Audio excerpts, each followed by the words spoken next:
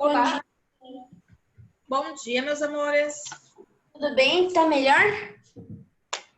No! Não tá melhor? Olha, o que a Sofia tá comendo, Sofia?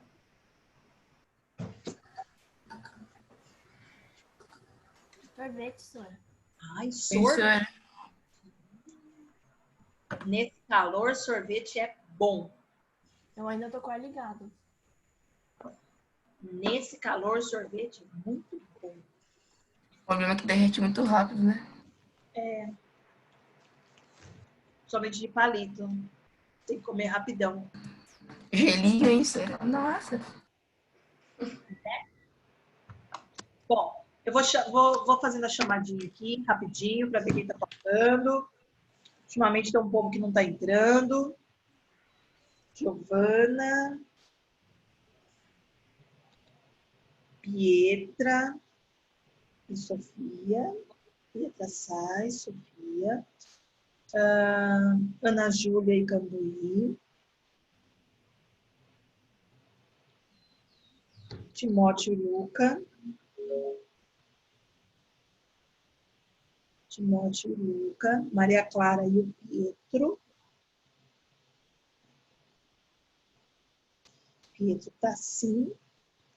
O Tiago e a Pietra Naves. É isso? São 11. Certinho. Será que alguém mais vai entrar? Quem tá faltando? Deixa eu ver. Pietro Silva.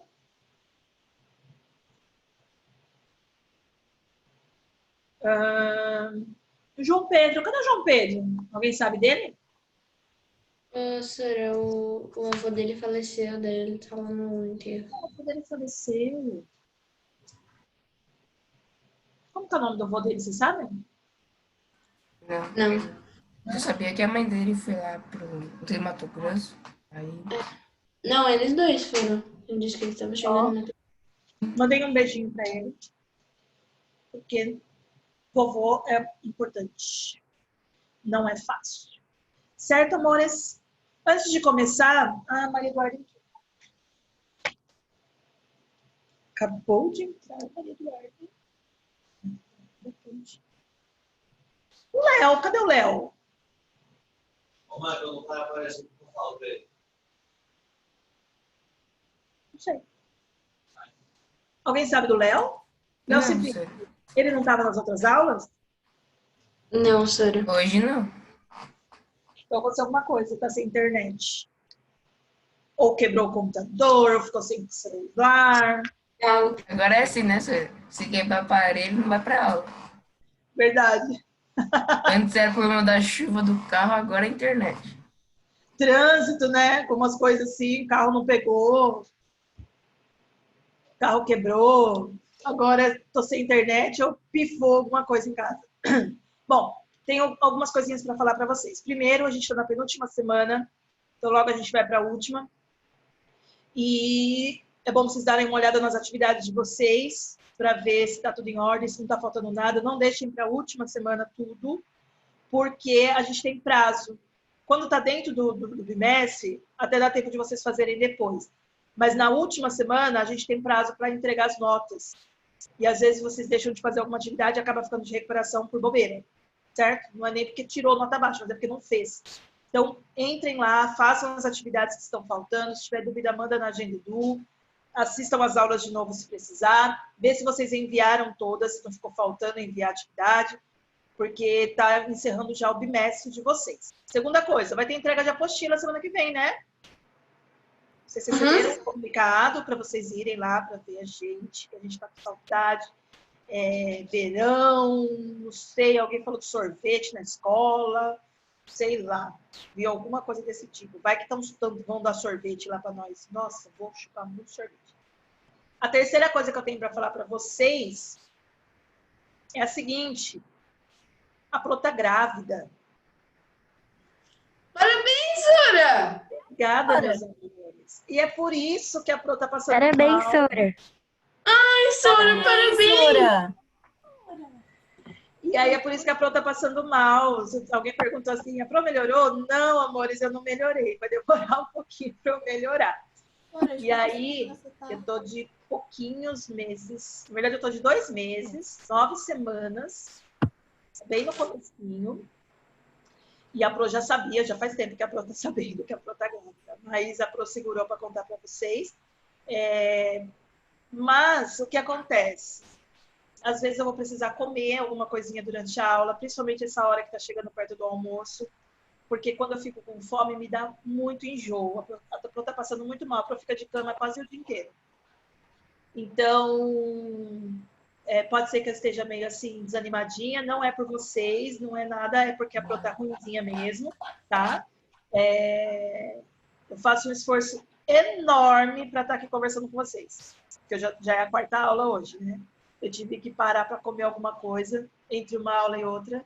Eu comi arroz, só para vocês terem uma ideia de tanta fome que eu tava. Então, eu queria contar para vocês poderem entender, porque às vezes a professora vai estar ruinzinha, falar, gente, eu não estou bem hoje. Mas é o enjoo, tá? Que a gente espera que passe nas próximas semanas.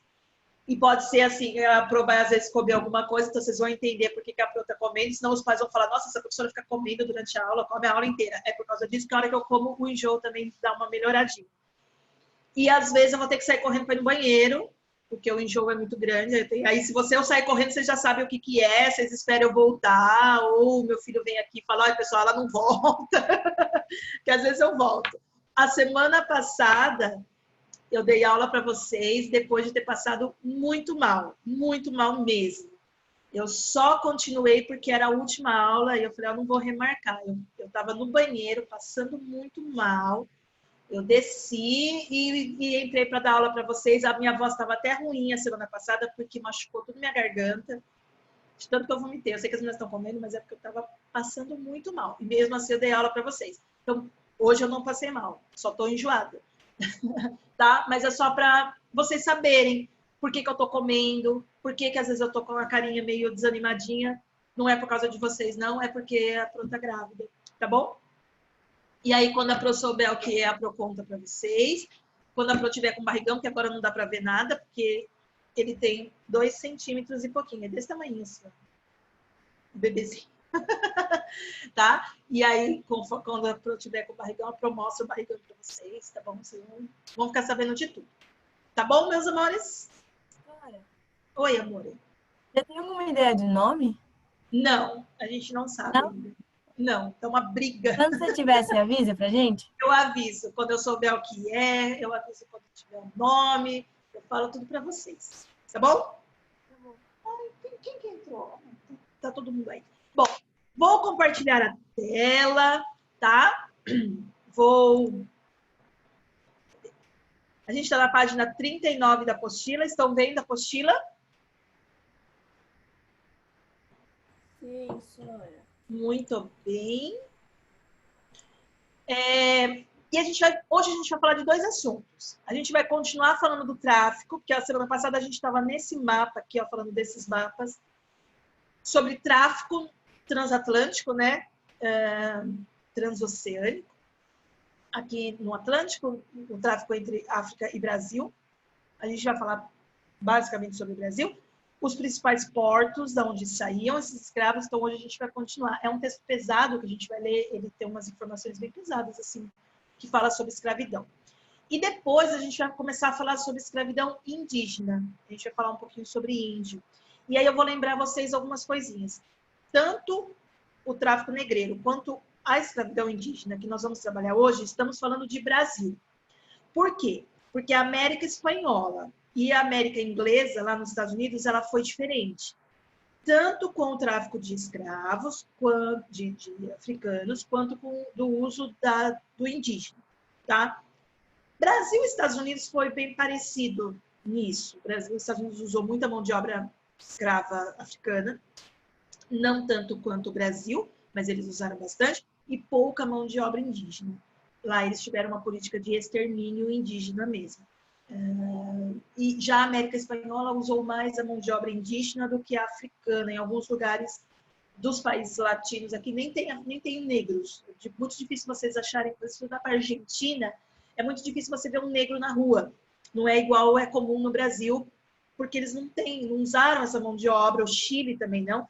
mesmo porque eles estão voltados para o Pacífico, né? Então, fazer a trajetória dele vir para a América e entrar, por exemplo, no Chile, do outro lado do Pacífico, era mais difícil. Aí eles acabaram usando mão de obra indígena. Tá? Mas a gente vai falar disso na hora que a gente vai falar dos índios. É um texto de uma das maiores historiadoras do Brasil, a Lilian Schwartz. Ela é uma, se não me engano, ela é da USP. Eu não tenho certeza se ela é da USP ou da Unica, mas eu acho que ela é da USP. E ela é uma das maiores especialistas em tráfico, em Brasil Colônia, Brasil Império e escravidão. Ela tem muitos livros que ela fala sobre escravidão. Tá? E é um texto bem pesado, para vocês refletirem mesmo essa situação do negro, de como que era o negro, tá bom? Eu vou acabar lendo ele praticamente na íntegra, ele todinho, porque tem muita parte aqui que está grifado. E como é um texto muito importante, que traz informações muito importantes, tem muitas questões da semana que eu tirei daqui. Então, tem muitas questões que estão grifadas aqui. Muitas respostas que estão grifadas nesse texto, tá bom? Bom, a operação começava com o apresamento. Apresamento é aprisionar, né? Prender. Em guerra ou emboscada dos futuros escravizados pelos traficantes, seguindo de uma extensa viagem pelo interior africano. Aqui a gente já começa com uma informação importante. Primeiro, vou voltar lá no mapa para vocês entenderem. Aqui no mapa mostra os principais portos. Então, era onde eles eram comprados para serem trazidos para a América, para o Brasil principalmente. Mas a maior parte, na verdade, praticamente todos os negros não vinham das regiões costeiras. Eles vinham do interior da África. Então, o que acontecia? No interior da África, eles eram capturados, sejam por emboscada, né, que quando pega de surpresa, ou em guerras. E aí eles começaram a fazer exatamente guerras para o aprisionamento com o intuito de pegar, né, o escravo de guerra, tá? Levava esses escravos para o litoral e ali no litoral eles embarcavam para vir para o Brasil. Eles eram vendidos para vir para o Brasil, certo? Então, esses negros eles eram do interior. Aqui a gente tem que pensar em algumas situações para vocês poderem entender. Primeiro, o que são essas guerras que eles vão fazer? Nós já estudamos a África e eu falei já várias vezes para vocês que a África não é um território único. Né? Não é composto por um povo só, um povo negro, todo mundo feliz e contente lá, vivendo de amizade. Não. Então, os africanos, a África em si, é composta por diversas tribos, diversas aldeias, diversos reinos e impérios, que são diferentes entre si, com etnias diferentes, são grupos diferentes, com cultura diferente, língua diferente. A mesma coisa do Brasil aqui, com toda a diversidade indígena. Então, a África não é um lugar só, não é homogêneo. Ele é totalmente heterogêneo. E aí, entre uma tribo e outra, um reino, uma tribo, enfim, entre esses grupos, existem guerras. São inimigos, eles são bem... Bom, eles são inimigos entre eles têm essas brigas entre eles. Quando eles percebem que é lucrativo a escravidão, eles vão empreender cada vez mais guerras para aprisionar esses perdedores para virarem escravos, certo? Precisam entender isso ao longo do texto. Bom, uma vez que eles fossem aprisionados, seja por guerra, por emboscada, não importa, eles eram obrigados a percorrer longas distâncias, não tinha trem, não tinha carro, não tinha avião, não tinha nada naquela época, até chegar nos portos. Então, eram dias caminhando, ou semanas, ou quilômetros caminhando, para chegar até o porto. Muitos não resistiam a esse esforço físico, que era muito cansativo. Outros pegavam doenças no caminho, falta de comida, falta de água, tudo mais, faziam com que muitos morressem no caminho. Então, ali já tinha uma perda muito grande de pessoas, tá? Bom, realizavam a operação os reinos africanos aliados a portugueses, como eu falei. Existiam grupos que já eram aliados a portugueses, então, se tinha um reino, era aliado a portugueses, vocês vão ver que muitos trocavam escravos por armas. Então, eles ganhavam as armas ganhavam não, né? Eles recebiam essas armas dos portugueses em troca dos escravos. E aí eles tinham armas para lutar. contra os inimigos. Então, muitos reinos africanos se aliaram a portugueses. E aí, esses últimos nunca se envolveram em atividades internas. Quem são esses últimos? Os portugueses. Quando a gente fala assim, Portugal pegava o negro lá na África e escravizava, né? Trazia os negros para cá como escravos. A gente imagina que os portugueses saíam aqui da fazenda, ia lá para a África, caçava esse negro, enfiava no navio e trazia aqui, obrigado. E nunca aconteceu isso. O português que comprava esse índio, esse negro, aqui no Brasil, ele não saía do Brasil. Ele comprava no mercado do Brasil. Existia um traficante que fazia essa viagem. Por isso é um tráfico de viventes. Pessoas que ganhavam dinheiro traficando pessoas. Mesma coisa que traficar arma, traficar drogas, isso é traficar pessoas. Como existe até hoje tráfico de pessoas, que a gente vê às vezes falando na televisão. Os portugueses não entravam no território africano para caçar índio, ou para fazer guerra, ou para fazer emboscada. Ele comprava no porto. Então, quem fazia a guerra, o aprisionamento, esse transporte, eram os próprios africanos. Tá? Vai ter uma parte do texto que ele vai falar isso. Com esse tráfico, as elites africanas tinham acesso a armas e bens de consumo que eles gostavam, que era a pinga e o tabaco, altamente viciante. Então, eles queriam mais, porque a pinga vicia, né? O álcool vicia e o cigarro vicia, então eles queriam mais. Então, para ter mais, eles precisavam aprisionar mais negros, certo? Era uma coisa que eles gostavam muito, além das armas, porque daí as armas eles podiam usar contra os inimigos, certo? Só que assim, quando eles chegavam nos portos, eles precisavam encher o navio, porque não dava para viajar com um navio quase vazio.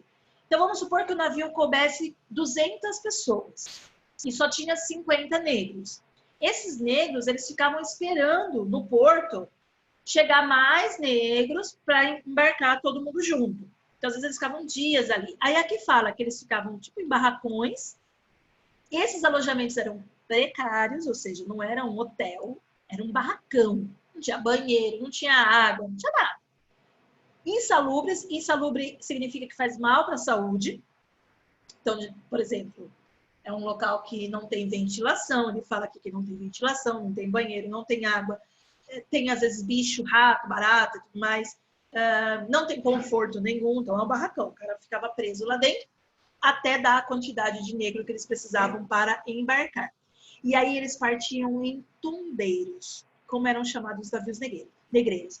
Por que tumbeiro? Porque vem da palavra tumba, que significa caixão, né? Cemitério, sei lá, jazigo, que é a tumba onde enterra as pessoas mortas. Porque morria tanta gente nesses navios, assim, era tão ruim. Eu vou compartilhar outra tela com vocês, falem para mim se mudou. É uma tela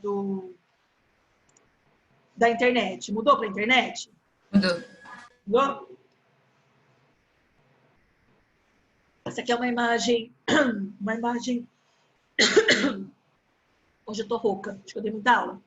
É uma imagem comum de um quadro, se eu não me engano é do Rohindas, eu não sei de quem que é esse quadro. Que mostra, assim, tipo, os negros todos amontoados, os brancos observando, tal, eles recebendo comida, né? Mas eles todos muito amontoados, ó, com algemas, assim, nos pés, tá vendo? Não sei pra quê, né? Porque eles estão no meio do navio, crianças juntos, mulheres amamentando e tal. Aí, essa imagem, ela é triste, porque mostra a quantidade de pessoas nos tumbeiros. Tá vendo que é uma pessoa enfileiradinha, assim, do lado da outra? Eles não tinham espaço. Olha esse aqui, ó. Esse aqui é a parte de baixo. Eu não sei como chama a parte de baixo. Convés? Não sei. Não sei como chama a parte de baixo, assim, do navio. E aí, é uma pessoinha do ladinho da outra, assim, ó, sem espaço nenhum. Eles aproveitavam todos os espaços que tinham para transportar pessoas. Tem uma outra imagem, essa aqui, ó. Que é tipo uma simulação, né? Olha como era apertado, tá vendo, ó? E eles não tinham espaço, eles não tinham como se locomover dentro. Então, tem umas imagens assim, ó. Olha a quantidade, tá vendo? Que não tem espaço para todo mundo. Aqui mostra o desenho deles como eram sentados, não tinha como se locomover, não tinha como fazer nada.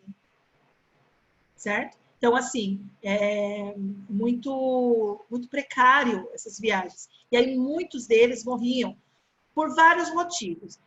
Era uma viagem muito longa. Então, dependendo do porto que ele saía para o porto que ele chegava, demorava até 3 meses, 2, 3 meses para eles fazerem uma viagem dessa.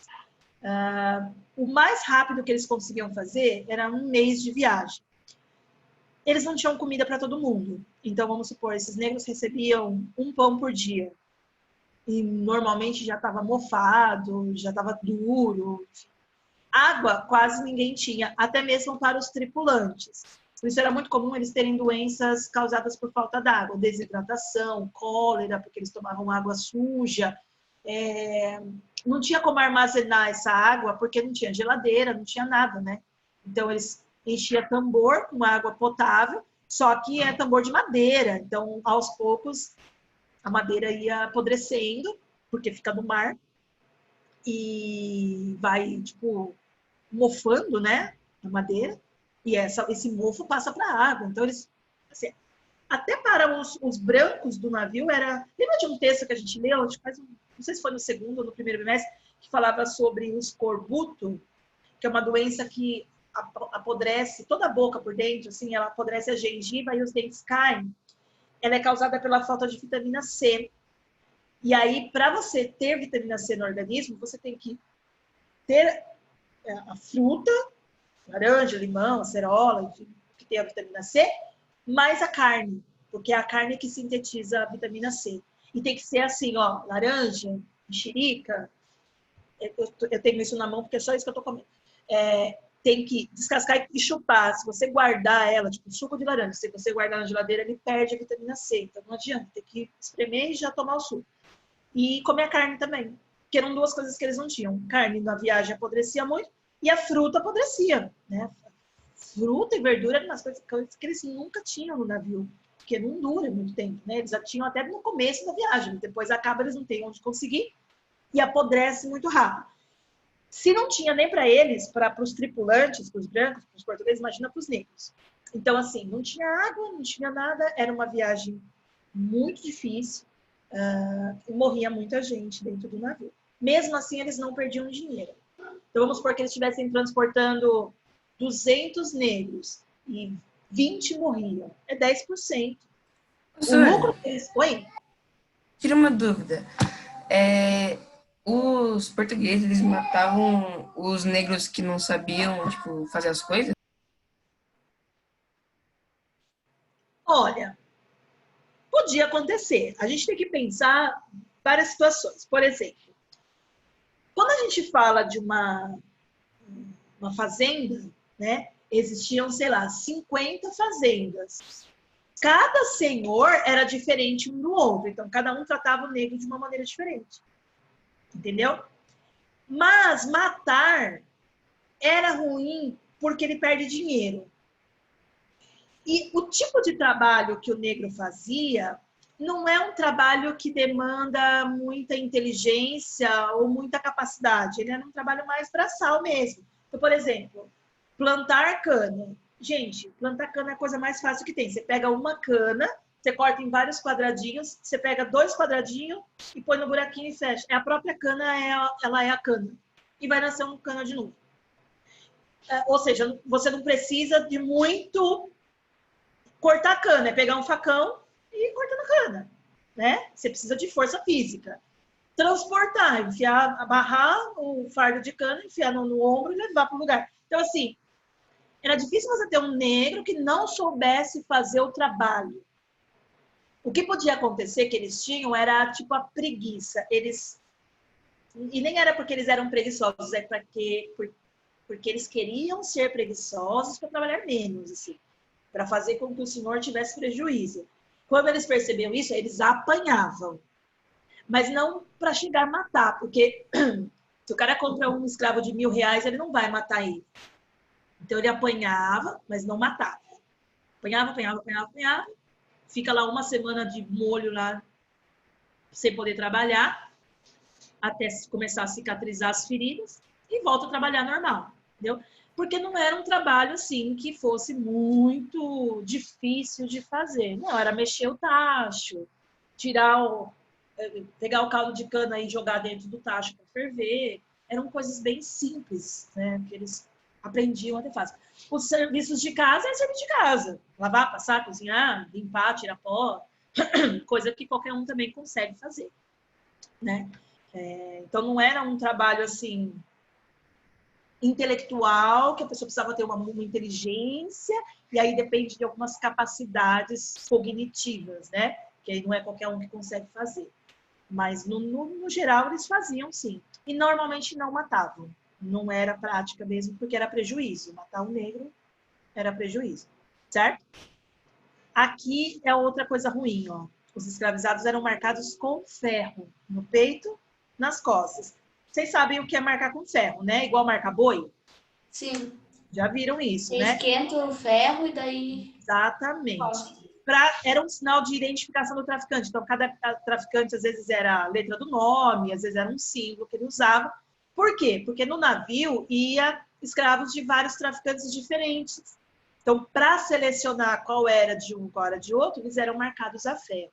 Igual boi, igual animal, né? Então, a gente já sabe dessa ideia que eles tinham do negro como coisa, como um objeto, como algo que não tem valor, assim, né? Não tem a questão humana, e aí eu vou marcar com ferro como se fosse um bicho. Bom, diferente do que se costuma pensar, os africanos não eram apenas apreendidos, eles precisavam ser trocados, e aí aqui também está uma coisa interessante, porque não só apenas apreendidos. O cara que aprisionava o negro lá no interior, por guerra ou por emboscada, muitas vezes ele não era traficante, ele era o cara que prendia o índio, o negro. Aí ele vendia para um traficante. Esse traficante fazia o percurso até o porto.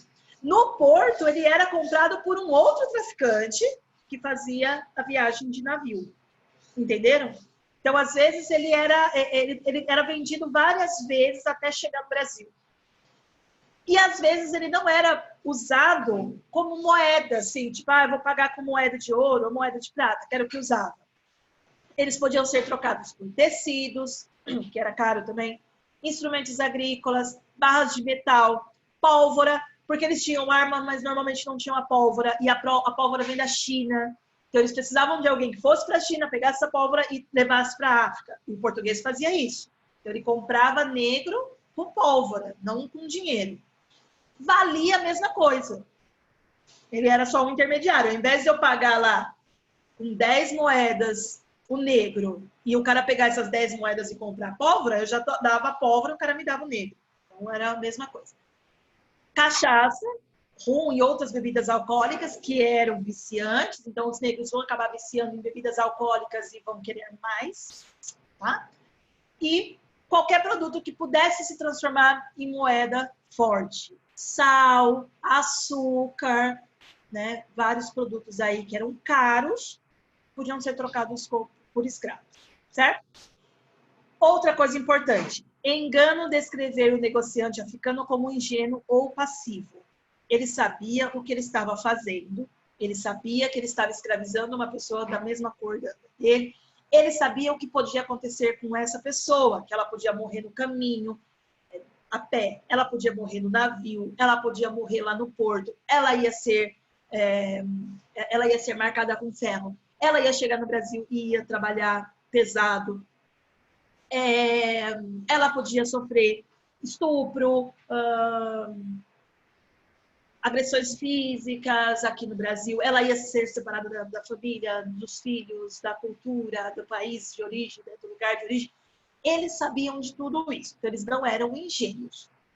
E também não foram passivos, tipo, fizeram sem entender a consequência ou porque alguém mandou. Não.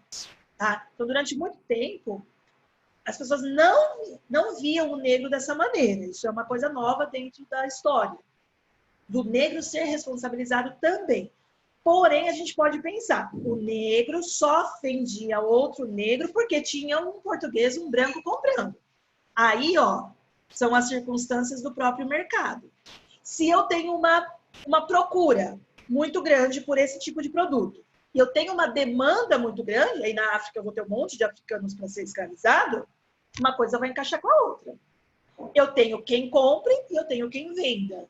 Então o negócio vai dar certo, tá? Então ninguém era bobinho, ingênuo, não sei o que eu estou fazendo. Eles sabiam sim o que eles estavam fazendo, certo?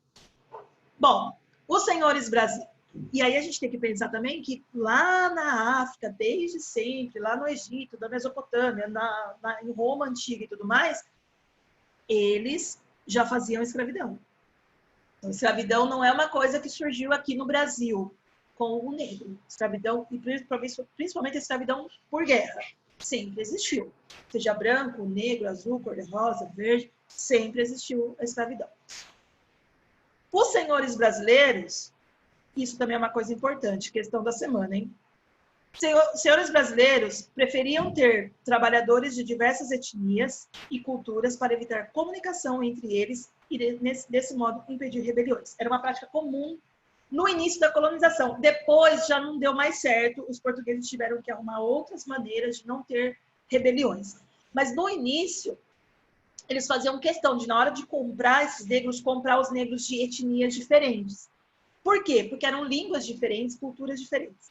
Muitas vezes, eles eram inimigos. Eles compravam de tribos inimigas. Porque eles sabiam que aí eles não iam querer se comunicar. Como sabe que é de tribo inimiga, professora? Que a hora que a gente olha, a gente acha que negro é tudo igual. Não é. Eles têm características físicas diferentes. Eles tinham marcas na pele, tipo tatuagens, que mostrava de que tribo ele era.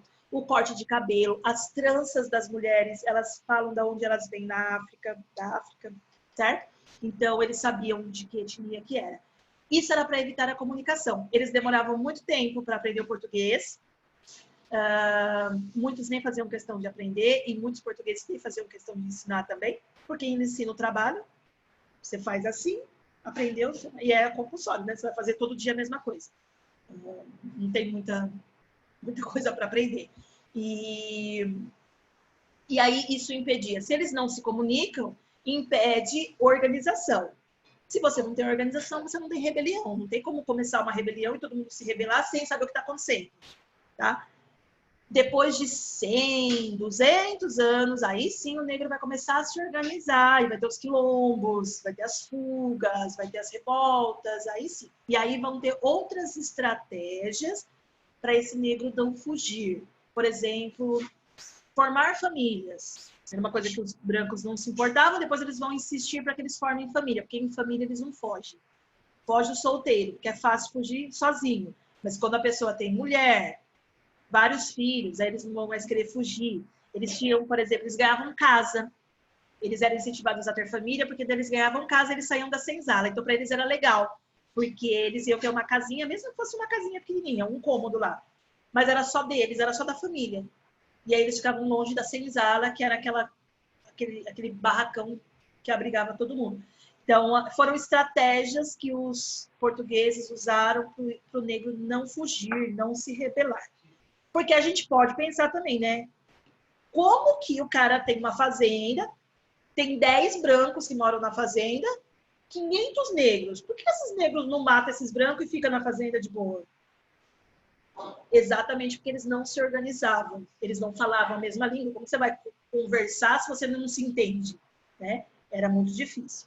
Bom, vocês já perceberam, então, que o tráfico era um negócio complexo. Tá? Não era um sistema fácil. Não era ir lá pegar o negro e trazer para cá e trabalhar. Não. Englobava pontos fixos. Então, tinha os portos que faziam a venda de escravos.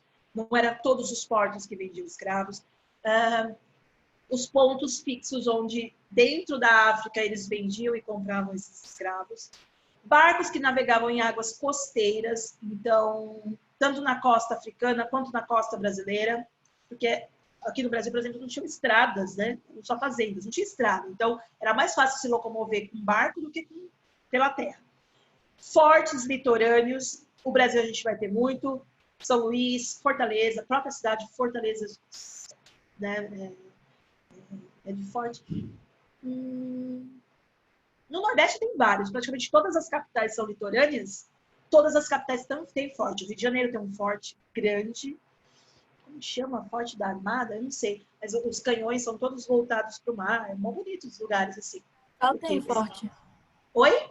Em Natal tem um forte. Natal tem forte. Eu estava tentando lembrar de Natal. Natal tem forte, Recife tem forte, Salvador tem forte. Então, são fortes que ficam ali no litoral. Por quê? Porque os navios podiam ser atacados a hora que eles estivessem aportando. Esses negros custavam muito dinheiro, então eles podiam ser roubados. E mesmo no embarque, desembarque de produtos, né, de cana, depois, principalmente quando a gente vai ter a mineração no Brasil e a produção de ouro, nossa, vai ser muito, muito assim, né? Muita procura e as chances de serem atacados vai ser muito grandes. Tá? Então, a gente vai ter alguns pontos assim. Bom, e os portos, que precisa ter os portos para fazer tanto o embarque quanto o desembarque de produtos, de negros, de tudo. Os comerciantes africanos também variavam. Eles podiam ser meros intermediários, então a pessoa compra daqui, leva lá, faz esse trajeto e ganha dinheiro com isso, ou fazer parte de monopólios estatais. Então, assim, nações que se desenvolveram fazendo tráfico de escravos. Eu vou pegar um que a gente já tinha estudado ano passado, Etiópia. O reino da Etiópia vendia escravos africanos para os árabes. Então, ali teve nações que ganharam dinheiro escravizando e vendendo e comprando escravos, certo?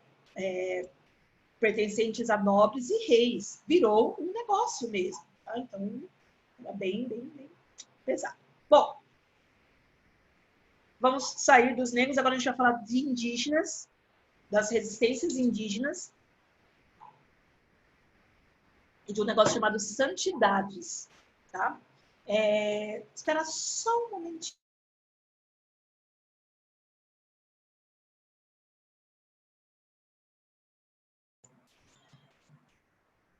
Aqui, né? Qual vai ser a grande diferença entre o indígena da América Latina, da América Espanhola, para o nosso indígena aqui? Primeira coisa é que, tirando incas, maias e astecas, os outros indígenas da América, nenhum trabalhava como eles. Tá? Incas, maias e astecas já estavam acostumados com esse tipo de trabalho. Esse trabalho compulsório. Quando eu falo trabalho compulsório, é aquele tipo de trabalho que o cara acorda cedo, dorme tarde, trabalha 12, 14, 16 horas por dia, direto, pesado. Tá? Ou é numa grande construção, ou é na lavoura, ou é na mineração, trabalho que demanda força física. Então, é um trabalho exaustivo. Os incas, os maias e os astecas já usavam esse tipo de trabalho. Então, quando os espanhóis conheceram eles, entraram em contato com eles, já tinham ali eles já tinham esse tipo de trabalho. Então, para eles foi tranquilo. Só mudou o dono. Em vez de trabalhar para o imperador asteca, eu vou trabalhar para o espanhol. Beleza, continua trabalhando. Lógico que a exploração foi muito maior. E aí, depois que eles vão perceber que essa exploração vai ser ruim para eles. Mas, no início, vai ser a mesma coisa. Para os outros índios da América do Norte, aqui do Brasil, da América do Sul, regiões que não eram dos incas, dos maias e dos astecas, eles não estão acostumados com esse tipo de trabalho, não. E aí eles não vão aceitar esse tipo de trabalho. Mesmo porque são comunidades diferentes. Por exemplo, eles são nômades. Então, o nômade, ele não tem grandes construções. Para que ele vai construir um negócio que ele não vai poder levar junto? É por isso que o nosso índio, que era nômade ou seminômade, né, ele fica numa região numa certa época, depois ele sai, ele não tem essas grandes construções. Ele vai construir coisas que com o tempo vai acabar. Uma oca que é de palha, que é de bambu, que é de argila, de madeira, né, é coisa que com o tempo vai desgastar e eles vão ali abandonar e vão acabar migrando para outro lugar em busca de caça, de pesca, enfim. Então, para o nosso indígena, a escravização foi mais difícil, tá? Eles não aceitaram muito bem a ideia. Eles não entendiam, na verdade, a lógica. Por quê? Pega os astecas. Os astecas são de uma região do México que não tem água, né? Eles são de região de deserto. Então, eles tinham que plantar para sobreviver. Eles comiam qualquer coisa. Lá, a dieta deles era a base de rã, porque eles moravam em lagos, e insetos, porque eles não tinham animais para comer. Né? Os incas viviam no alto da cordilheira. Não tem nada. Tem o quê? Lhama, alpaca, só. Então, eles tinham que plantar para comer, porque senão eles iam morrer de fome. Os índios do Brasil, ou dos Estados Unidos, por exemplo, que tinham áreas de floresta, e, né, vamos pensar no Brasil sem cidade nenhuma, só floresta, o cara tinha tudo que ele queria. Ele tinha um clima bom, ele tinha água, ele tinha caça abundante, ele tinha fruta, ele tinha de tudo. Então, para que ele vai trabalhar? Então, na verdade, o nosso índio, aqui fala, ó, que foi um choque, um descompasso entre as culturas. Porque eu tinha uma cultura dominante, que queria impor o seu domínio com religião, com a língua, com a cultura, com a roupa, né, com a economia. E eu tinha um grupo de índios que não estava entendendo isso. A realidade foi essa. Então, para que eu preciso trabalhar? Se eu tenho casa, eu tenho comida, e eu não uso roupa, porque está calor, por que eu tenho que trabalhar? Eles não entendiam essa lógica do português. Mas você tem tudo, por que você precisa trabalhar? Ah, porque eu quero mais. Mas mais para quê? Né? O índio não tem a ideia do acúmulo. Ah, eu vou acumular dinheiro porque eu preciso comprar uma casa. Poxa, mas eu tenho uma casa. É uma oca. É minha casa. Eu não preciso de um palácio. Não preciso de um monte de móveis. Se eu fico lá dançando e cantando o dia inteiro, eu vou dormir na rede. Preciso de uma rede. Mas eu já tenho uma rede. Não preciso de duas redes. Eu sou só um. Por que eu preciso de 500 sapatos se eu só tenho 2 pés? Preciso de um par só. A hora que acabar o par, eu compro outro. A lógica indígena é diferente. Porém, mesmo eles sendo totalmente diferentes e não aceitando isso, alguns povos brasileiros foram escravizados ou, de algum modo, eles foram submetidos. Essa submissão, ela foi principalmente por causa da religião, né? Eles foram submetidos à cultura, foi mais cultural do que econômico. Por exemplo, com a catequese, com a imposição da língua portuguesa, com a imposição do uso de roupa, porque como os portugueses eram cristãos, eles não aceitavam que o índio andasse pelado, né? Então eles tiveram que adaptar o uso da roupa. Então, de algum modo, esses indígenas foram submetidos. Porém, não foi uma aceitação pacífica. Tá? Muitos fugiram, criaram santidades, que é o que a gente vai estudar agora, e muitos fizeram negociações e alianças com portugueses ou com outros povos. A gente tem um período da história do Brasil que a gente chama de guerras guaraníticas. Foram várias guerras que ocorreram no Brasil, de índios tupi-guaranis, eles chamam de guerras guaraníticas, mas envolveram várias tribos diferentes de índios, que eles lutavam por um país europeu. Então, vamos supor, eu tinha uma tribo indígena que se aliou a portugueses em troca de liberdade. Como os portugueses não tinham exército no Brasil, eles usavam esse índio como exército. Aí teve uma ocupação inglesa. Lá no Rio de Janeiro foi uma ocupação inglesa, mas era uma colônia portuguesa. Os portugueses tinham que expulsar esses ingleses, mas ele não tinha exército para expulsar. Como que ele vai expulsar? Ele vai pegar a tribo indígena e vai mandar atacar os ingleses. Os ingleses vão acabar fazendo aliança com outra tribo indígena, inimiga, e aí vai lutar índio contra índio. Um está lutando pelos ingleses, o outro está lutando pelos portugueses. Então, existiu coisas assim também. Tá? E aí eles se aliavam em troca de liberdade, em troca de algumas coisas, para poderem se sobressair ali, para não serem dominados, certo? Outra coisa importante, a colonização ela tem uma lógica. A gente está falando de colonização desde o início do bimestre. E existe uma lógica na colonização. Na verdade, desde o final do bimestre passado. Se apoderar de terras, porque essas terras tinham um atrativo, né? Tinham suas riquezas.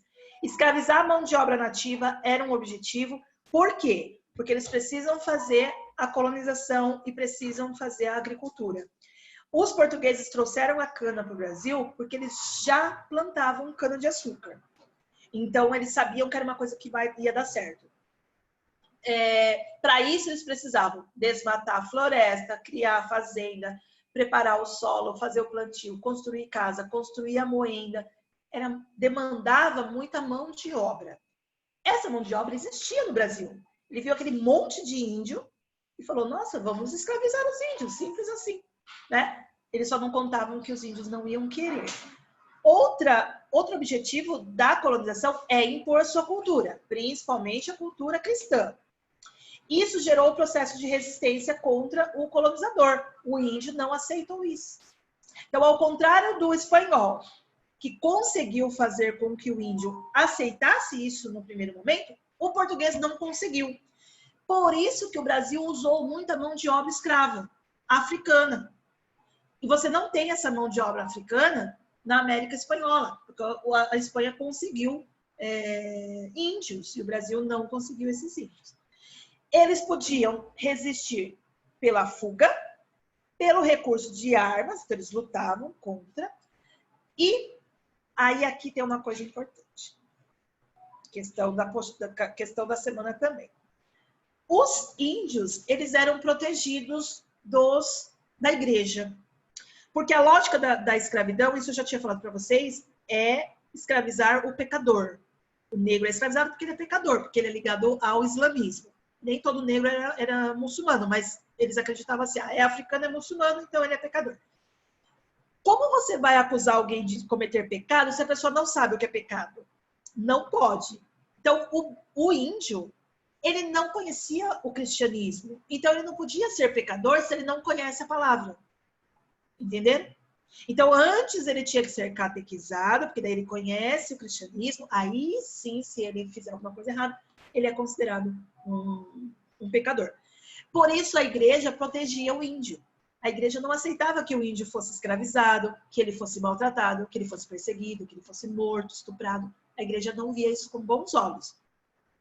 E os portugueses são extremamente católicos, então eles não gostavam dessa briga com a igreja, mas eles tinham que fazer alguma coisa. E aí eles criaram o termo de guerra justa, que é uma guerra com justificativa, né? Uma guerra que seria uma guerra legal. Como que era essa guerra?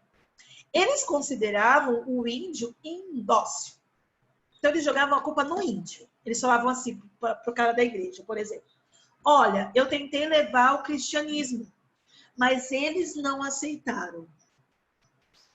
E aí eu tive que atacar. Olha, nós estávamos aqui de boa. O índio veio e atacou a gente teve que revidar. Então, na verdade, eles falavam assim, olha, o índio, ele não aceita a catequese e ele não aceita a dominação. Que dominação que é essa? Eles precisam falar português, eles são primitivos, né? Eles precisam ser civilizados, usar roupa, aprender os modos, tudo bonitinho. Eles não querem. Então, a gente pode fazer uma guerra. E aí a igreja aceitava esse tipo de guerra, porque o português ele jogava a culpa no índio. A culpa não era dele, a culpa era do índio que não estava aceitando, né? Tadinho. Principalmente quando eles usavam esse termo aqui, ó. Ele não quer ser cristão, ele não quer ser catequizado. Como que alguém não quer aprender sobre Cristo? Ele precisa aprender, né? Porque é a única religião. Porque eles falavam assim, ó, que o indígena não tinha uma religião. Que as crenças dos indígenas para eles não eram uma religião. Era, sei lá, qualquer coisa menos uma religião. Religião só o cristianismo. Né? Então, eles precisavam ser cristãos. A partir do momento que o índio nem está entendendo o que está acontecendo, nem sabe o português, como que ele aprendeu o cristianismo? Né? E a gente sabe que era imposto. É diferente de hoje, que você tem missionários que levam a palavra e a pessoa escolhe se ela quer. Na época, era uma coisa imposta. Certo? Bom, haviam rebeliões e assassinatos dos dominadores. E aí também mostra esse descompasso cultural. E é lógico, se o índio se sente atacado naquela situação, ele vai atacar. Né? E aí eles acabavam sendo mortos ou aprisionados nessas guerras justas, porque eles atacavam primeiro. Mas na verdade é porque eles estavam com medo. Tem um livro muito bom que eu posso indicar para vocês lerem, que é um livro fácil de vocês lerem, que é um livro de José de Alencar, que é um escritor brasileiro, chamado O Guarani. Ele tem 2 livros que são indígenas, que é O Guarani e Iracema. Não sei se vocês já ouviram falar. Mas no Guarani, ele mostra isso. É uma história de amor bem melosa, daquela que você está lendo o livro e está escorrendo açúcar no livro. Mas ele mostra esse conflito entre o branco e o indígena. Os indígenas atacando a casa dos brancos e tudo mais, porque eles sabem que são brancos e que eles estão ali para derrubar mata, enfim, de fazer um monte de coisa. Bom, Essas rebeliões, elas eram chefiadas por líderes locais, líderes religiosos locais. E elas foram chamadas de santidades. É isso que a gente vai ver agora, nos últimos 2 textinhos, o que são as santidades. Bom, os europeus chamaram de santidades movimentos em massa de indígenas para o interior do continente em busca de uma terra sem mal. Terra sem mal era uma terra sem portugueses. Simples. Liderados por um caraíba, que é o chefe religioso. Eles não viam o índio como uma religião, tá? Eles achavam que o índio, tipo, aquilo que o índio acreditava não era uma religião, porque ele é totalmente diferente do cristianismo. Por isso que eles chamaram de santidades, como se fosse algo ligado à religião, porque normalmente ele começava e era liderado por um chefe religioso, que era o caraíba ou o pajé. Bom, esses agrupamentos, eles tinham uma finalidade, eles podiam se tornar uma rebelião e ataques ao colonizador. Então, no primeiro momento, as santidades, elas eram uma fuga. Era fugir dali e ir para uma terra que não tivesse ninguém. Isso aconteceu muito, porque a nossa colonização, ela foi costeira. Ela começou pelo litoral. Então, durante muito tempo, as primeiras cidades do Brasil foram só as do litoral. Por isso que as nossas capitais são ali no litoral. A gente tem poucas capitais que são no interior, não sei os estados que não têm mar, né? Mas eu acho que só São Paulo. Acho que o Paraná e Rio Grande do Sul. Porque Florianópolis é uma ilha. Rio de Janeiro é praia. Acho que Vitória é praia. As do Nordeste todas são praia. Né? Então, assim, a maior parte dos estados do Brasil que tem praia, a capital é na praia, é litoral. Esses índios que viviam no litoral, eles fugiram e foram para o interior. Ali, eles acabaram entrando em conflito com índios que já existiam ali. Venceu quem era mais forte. Tá? Muitos foram dominados. E é por isso que ainda hoje no Brasil, as principais reservas indígenas, os principais agrupamentos indígenas do Brasil, eles estão no centro-oeste e no norte, que é o mais interior, o mais afastado do litoral possível. Porque a maior parte das tribos fugiram para o interior nessas chamadas santidades, certo? Bom, a população indígena já estava caindo dessa época por causa de doença, fome, escravidão, ameaça cultural da catequese, né? Vários problemas que os portugueses trouxeram. E essa santidade aqui de Jaguaribe, ela foi considerada uma das maiores santidades que teve. Foi na Bahia. Chegou a ter 20 mil pessoas, 20 mil insurretos, ou seja, 20 mil índios ali que estavam, né, brigando, se rebelando. As santidades profetizavam a chegada de um tempo sem mal, era um tempo sem portugueses, né? E à medida que avançava a colonização, tornaram-se claramente anti-lusitana, anti-portuguesa e anticolonial. Eles entendiam que o problema era o português e a colonização, tá? Ocasionalmente, eles fechavam ataques contra a zona açucareira, porque eles entendiam também que o grande problema era a produção de açúcar. Os portugueses queriam escravizar os índios para trabalhar nas fazendas de açúcar. E muitas vezes eles acolhiam escravos fugidos, africanos fugidos. Porque eles entendiam que ali, se eles não trabalhassem, eram os africanos que trabalhavam. Então, se eles tiram o africano de lá, o escravo africano, eles não vão ter quem trabalhe nas fazendas. Do mesmo jeito que quando os africanos começam a se organizar e criam os quilombos, e os quilombos vão surgir logo após as santidades, os quilombos também aceitam indígenas que fogem. Tá? Então, alguns quilombos aceitavam a entrada de índios, porque sabiam que esses índios também estavam sendo perseguidos, certo? Bom, a partir de 1613, a metrópole, né, Portugal, começou guerras de extermínio contra as santidades. E aí, em pouco mais de 10 anos, 15 anos, né, 1628, já não tem mais referência a elas. Então, a partir de 1628, já não tem mais as santidades. Elas são totalmente destruídas e os índios perdem totalmente esse poder de rebelião. Certo? Fechou? Sério. Alguma dúvida? Nossa, Não. saiu metade da sala. povo tudo com fome. Certo? Então, ó, beijos para vocês.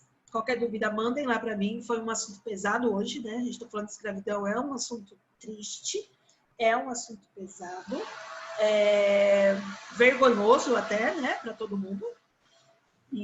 Mas é preciso falar para vocês entenderem muitas das coisas que acontecem hoje com a gente. Tá bom? Então, ó, Sério. beijos para Professora. vocês. Oi, amor. Ô, Nicolas, você entrou internet- depois, né? Minha internet caiu agora que eu voltei. O que você passou hoje? Oi, não entendi. Quais páginas que você passou hoje?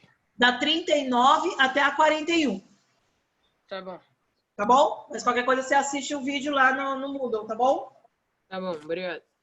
Ó, beijos pra vocês, bom almoço, bom fim de semana. Até semana que vem. Até, Sora. Melhoras. Qualquer dúvida, manda lá pra frente. Tchau, Sora. Tchau, Sora. Ah, e parabéns pra você de novo, viu? Obrigada, meus amores. Eu vou passando todas as informações pra vocês. Beijos, beijos, beijos. Tchau. Beijo.